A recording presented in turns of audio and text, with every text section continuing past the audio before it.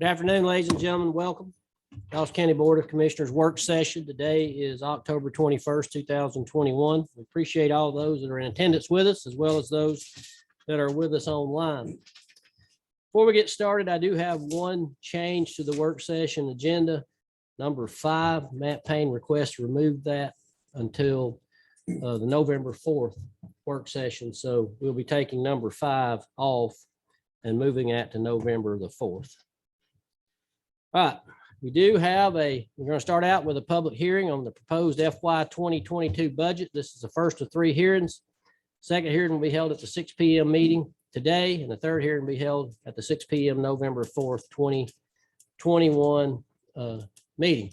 I do have a few changes that I do want to propose to you from what I presented to you 2 weeks ago after speaking with a couple of people. Spoke with got some information in reference to planning. You know, we had proposed a front desk person in planning, and they're wanting to change that to a permit specialist, which is actually about $5,074 less than what the cost of the other position was. And then I also spoke with the tax commissioner about 3 items, one of them being placed on the shredder contract instead of having to buy a new shredder for her office, and that equates to $211 for the year, and an increase in her notary dues for $110, and that was to get 2 other people as notaries as well, and then more ink supplies, which equated to $362 for a grand total of $683.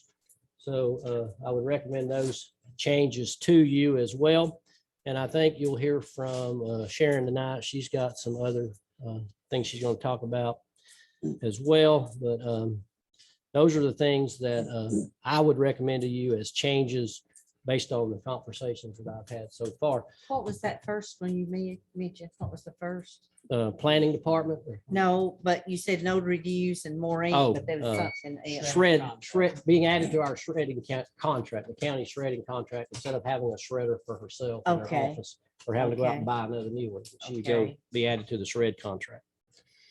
So that would be a net change to the budget of minus $4,391 currently. So anybody on the board who want to propose any changes that we would let the public know at this time before we actually open up the hearing? Do you have any proposals that you have had time to look at and would like to make any recommendations before I open it up for a public hearing? Not now. Okay, all right.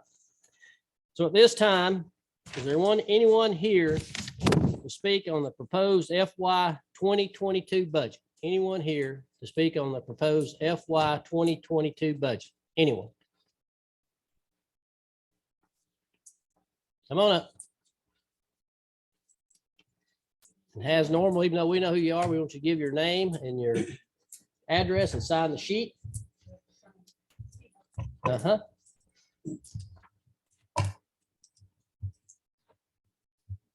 Sorry for last minute changes as far as this process. Well, you're just got here, so that's fine. Okay, I have a valid excuse. I did get some great advice today on how to approach this, but Commissioner Fawcett had kindly reached out to see if what position my number was, one choice was versus 2 and 3. And I've been reviewing Jameson's requests. And I think there may have been a little confusion in his initial job description for a plan reviewer. He used the word stormwater, which is correct as far as a national term. But what our need is really soil erosion. The Department of Public Works does not inspect individual lots for soil erosion. They will do the master plan and the drainage and all. But when we have to inspect by state law, the grading plan for individual lots, my building inspectors are doing that. And the more and more we add to the residential lots, the more and more responsibility falls on them to, as far as that discipline. We also, because of the increased commercial plans, need somebody other than the building official, because right now he is carrying a ridiculous load. We need somebody to review commercial plans and the land disturbance plans, excuse me, for subdivisions. So that was that position that I think was listed as priority number one or number two in Jameson's request. And what I would call that position would be a senior plan reviewer / soil erosion. Now, in a county with greater population, you would probably have 3 different people doing those jobs, but it's common, as you know, to have one position Right. covering multitasks. So I would look for somebody with plan review experience that also wants to get out in the field. So that was it. And I know I'm kind of sliding in the home base here, but just wanted to get that out there. Thank you. Okay, he had mentioned like an office manager. Is that not a priority? That was not a position, that was an Oh, upgrade. Oh, And okay. that is something we can work on during the year with county manager. Okay. And the front desk clerk and the permitting specialist are very close in job descriptions. And you know, from the department, the 3 staff that sit in that area, they all tag team and help each other. But I didn't want to run an advertisement for a job and give somebody the impression they were just going to be greeting or just doing Mhm. real light clerk work. Right. We need permit processors. So that would be part of that. Well, you made recommended that that, didn't you? Yes, change, yeah. And so that would include what now? Permits? Permit specialist. And yes, we already have one permit specialist that focuses on. Margaret? No, she's business license. Okay, And okay. sadly, Who's the permit specialist? Mickey Mullen, Mickey. But I need to separate the residential permitting from the commercial because it is a whole different bag of tricks. And also to assist the building official with the commercial outreach and the assistance. Because when you get those franchises from out of town, you have to hold their hands. And right now, the building official just doesn't have time. And we don't want to, not establish immediately a good relationship with any of the larger franchises that come in and want to build in this county. Thank you, ma'am. Thank you. Anyone else here to speak on the proposed FY 2022 budget? Anyone else?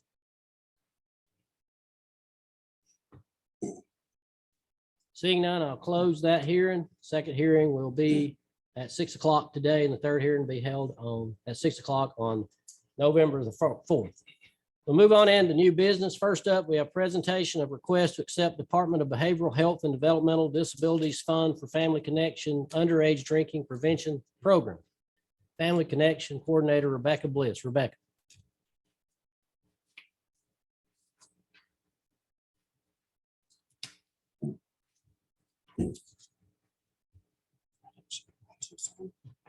It's on. We're good? Yep. Hey, great.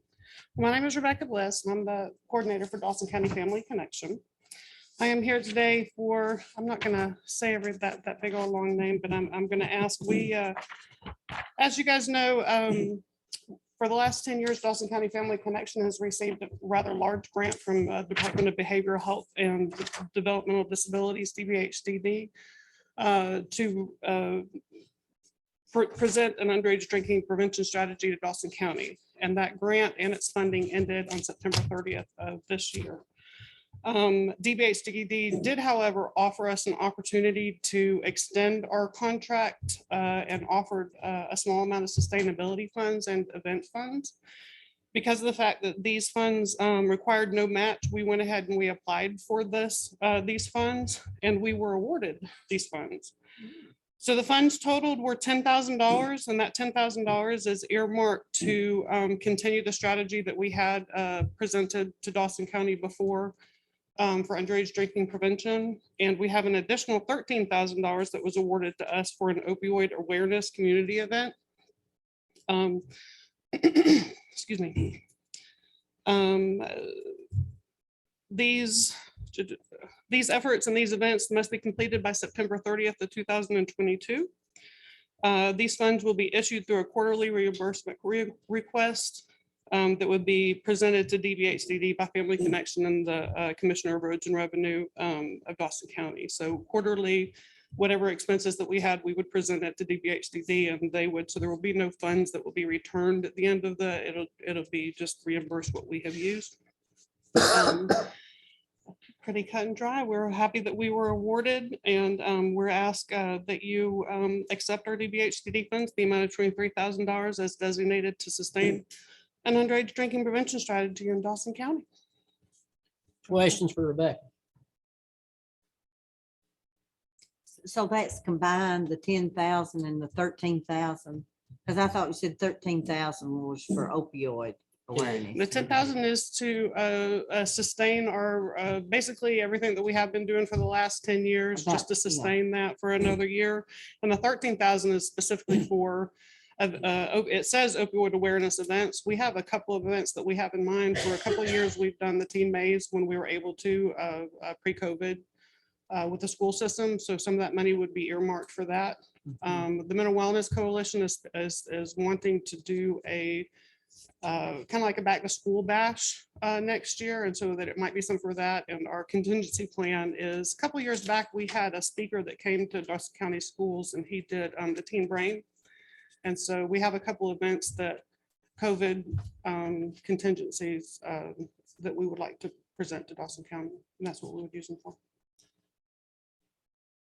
This is, because I know when you came to us last, I guess that was early year, that you had lost some grants we didn't get or something, was We going to Lumpkin. Is that some of the same? No, they are different grants. That Okay. grant was a same offer DBHDD, but it was a different grant. This is actually a continuation of the grant that just ended in September 30th. Other questions? Just spend it all, don't turn any in. I'm gonna try to. So that can be voted on the 4th according to the way I read it here. Okay, Yes, sir. all right. Thank you, ma'am. Thank you. Next up, we have presentation of 2022 local maintenance and improvement grant application approval. Request Public Works Director Denise Farr. Denise. Good afternoon, Commissioners, Mr. Chairman. It's about that time again. The next few weeks, Public Works will be submitting the LMIG 2022 application to GDOT. I guess I need to- Yes, the local maintenance improvement grant is provided by GDOT. Its purpose is to aid county and city governments with improving their road structures. The amount that LMIG is based on the centerline road mileage and the population of the county as compared to the centerline road mileage and population of the state. This year, GDOT is contributing $436,546.17 to the county. We are required to have a 30% match, which equates to $129,763.85. Adding all that up, it comes to $562,310.02. This is, oh, that doesn't look very well, but it is our list that we're going to be submitting to GDOT. It equates to a little over 4.3 miles in road improvements, which equates to about $131,000 per mile. I know that sounds very expensive, and it is. But Public Works will be doing the labor, the supplies and the equipment. And that's going to reduce that cost by about 45%. This is an aerial map showing the locations to give you a little bit of idea that we are spreading out the improvements within the county. This is a requirement that GDOT has for the submission. And staff respectfully request that the boards approve the 30% LMIG match equating to $129,763.85, and we'll be utilizing grant funding for that. Questions? Just for public benefit, so the public knows that it's not us commissioners that come up with which roads get paved. Can you go through the process that's taken in Sure. order to determine what roads are addressed in this? First, we look at our road rating. We have a road rating system. So we look at that, and that is visual inspections. We do not have the capability to do subsurface inspections, so it's all visual. We look at our maintenance records for the last 2 years to see which roads we've been out on several times and what exactly we've done with those visits. And then we look at the mileage on the roads. We look at the type of roads. Is it a local road connecting residents to a connector road? Or is it a connector road connecting residents from their local roads to an arterial road, which would connect them then to the highway? So we look at all those different types of roads, and we look at what we hope will benefit the majority of the people, hopefully spending the most of the money effectively. And then we take the list and we start narrowing it down because we look at the length of the road, and then we do estimations on what that's going to cost. And then we try to get all those roads into a total that will not exceed too much of what GDOT's going to be preparing for us. So we have on this list today, we have 7 local roads and 1 road that could be an arterial or a connector road, which is our road. And the rest of them are local. So we're trying to get it into the local this year as much as we can from the residents' perspective out to the connector roads. So that's kind of gist of how we decide which roads to select. And a large part of our match is in kind, is our labor and stuff, right? Is that true? All of it, yes, With all those in kind. So, yes. which is good. Other questions? Thank you, ma'am. Mhm. Next up, we have presentation of FY 2022 DHS Deanna Specialty Transportation Contract, Senior Services Director Dawn Johnson. Dawn.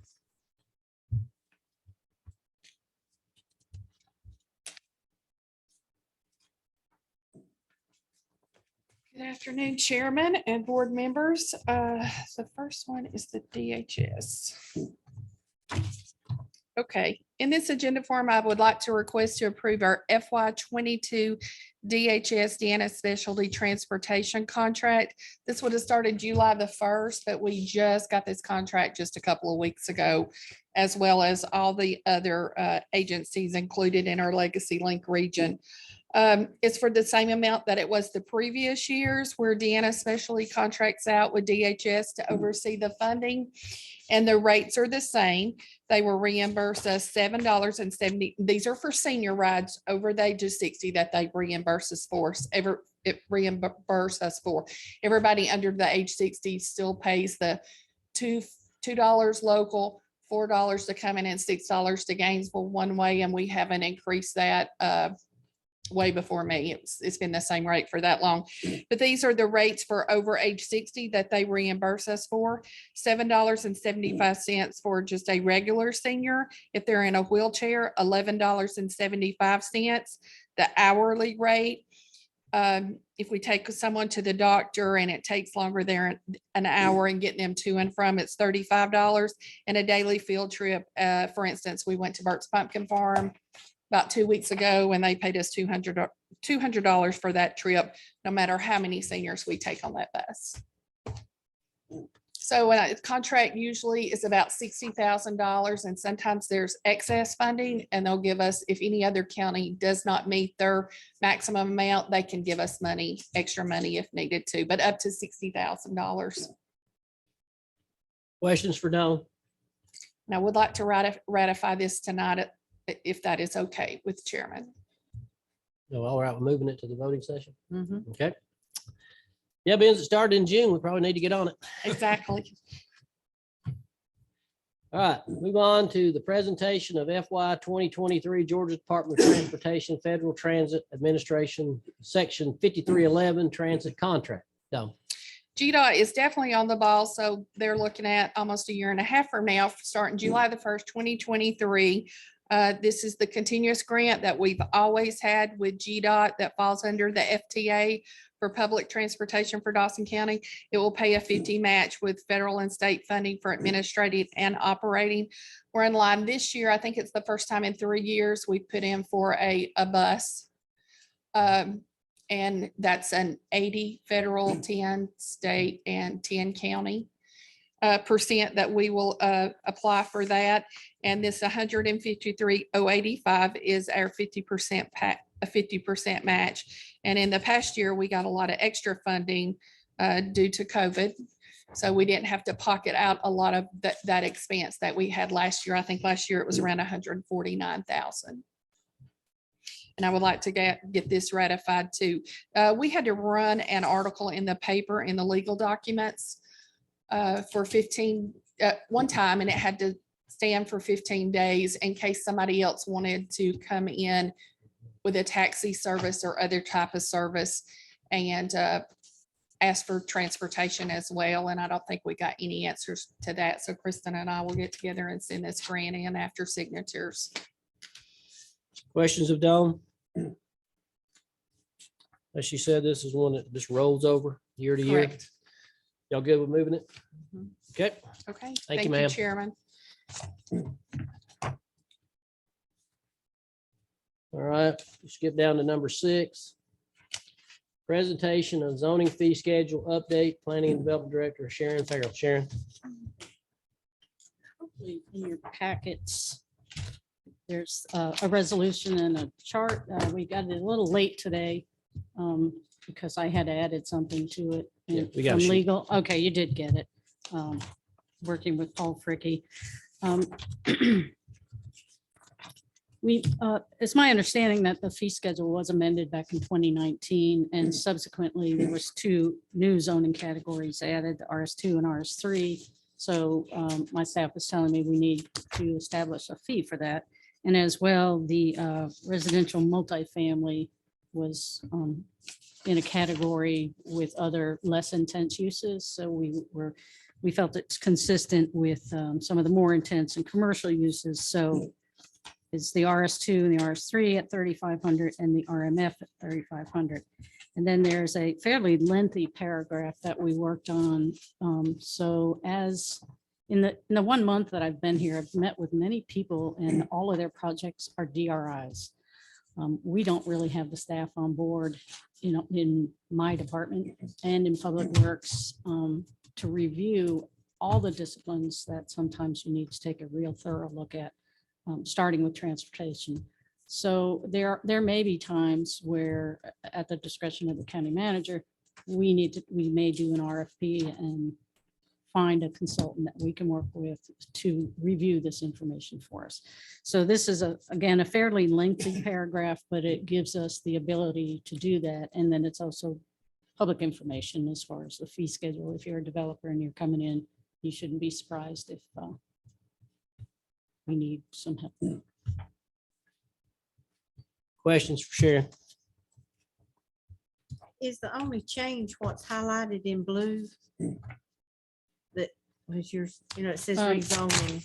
You, Oh, yes, you don't have yes, that. yes, that Okay. is just my kind of cartoon Oh, for okay. the change in the But the resolution. rest, these others are not changes? They are not. I just wanted you to see the other ones that Okay. have been adopted in the past. Okay. Does this require a hearing? It Typically, we does. keep that separate from the ordinance, so I wouldn't necessarily. Okay, so it is separate from the ordinance. I mean, we could do it differently, we could put it in the ordinance. Just to be I'm just, scheduled. I know if it's in the ordinance, we have to have a hearing. So That's right. it's not in the ordinance.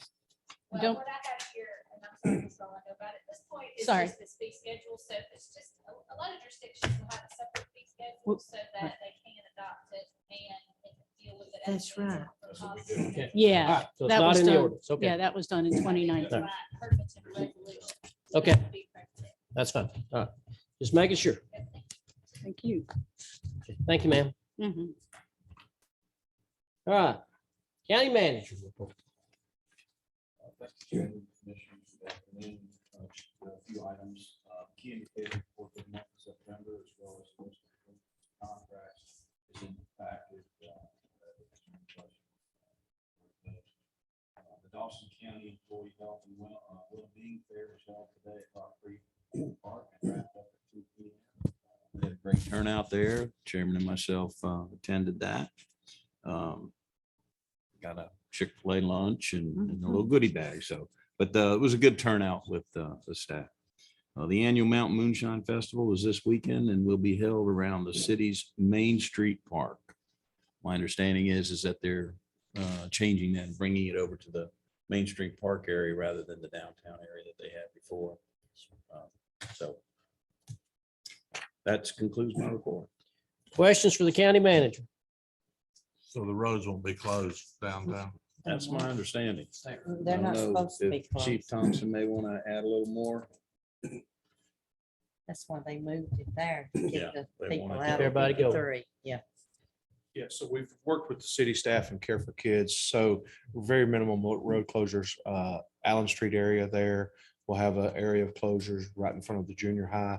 There'll be an area of the main street where the professional development center is, up to where the nursing home, the assisted living is, right there. But it basically will still enable us from fire headquarters to either go out Jack Hurd or go back up, hang the right there. And so that's what we really worked on, is trying to keep those response times down. So everything's kind of isolated in the park around City Hall and the farmer's market there. All right. Thank Thank you, sir. All right. Any other questions for county manager or staff? Okay, County- Chairman, I would like to ask for a executive session on land acquisition. yeah, I was gonna see what she had first. I have no public report and nothing that needs your attention in executive session from my perspective. Okay, we do need to talk about some real estate. So entertain a motion to go into executive session. So moved. Motion by Commissioner Fawcett, Second. second by Commissioner Dooley. Discussion. Hearing none, please vote. And that is approved 4-0. We'll take about 5 minutes, meet in the back for executive session on real estate.